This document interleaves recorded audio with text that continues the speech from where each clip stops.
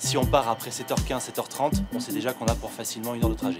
Et là, on a pris un peu de retard. Il est quelle heure? Il est 8h, donc on va voir. Monaco, 17h20, ça va être très compliqué ce soir, je pense, sur la route, mais malheureusement, c'est le quotidien. Vous allez où? À la Colle-sur-Loup.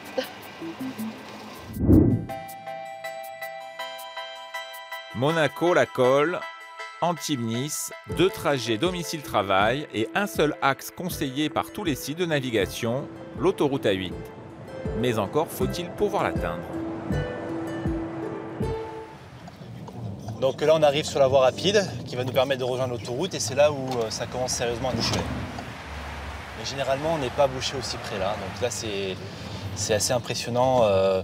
À cette heure-ci, on sait qu'on en a pour une demi-heure pour traverser cette voie rapide. L'angoisse, c'est que les enfants attendent ou de devoir trouver une combine pour que quelqu'un ait recherché l'enfant, soit à la piscine, soit au tennis, soit au basket. Raphaël Vallée.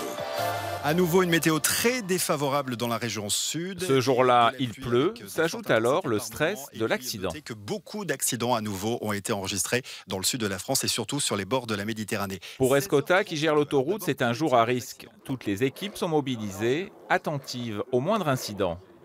Ici ou là, sur les écrans, des voitures en panne, rien de grave, quand soudain, cette scène incroyable, une Ferrari se retrouve à contresens sur l'autoroute.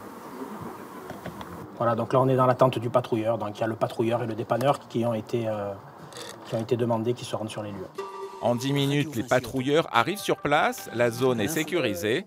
L'accident s'est produit dans le Var, loin des centres urbains, il n'a entraîné aucun bouchon, mais ce n'est pas toujours le cas. 2 heures de pointe, on peut perdre effectivement, pour faire un Nice-Sofia, on peut perdre 10 minutes, peut-être un quart d'heure, pour faire Nice-Sofia Antipolis par rapport à la fluidité. Ce qui pose extrêmement problème, et qui est très traumatisant, c'est quand il y a un accident. Là, la pénalité, elle n'est pas d'1 quart d'heure. Elle peut être d'1 heure, 1 heure et demie, voire même plus. L'autoroute n'est pas le seul axe susceptible d'être saturé. Loin de là, il y a pire.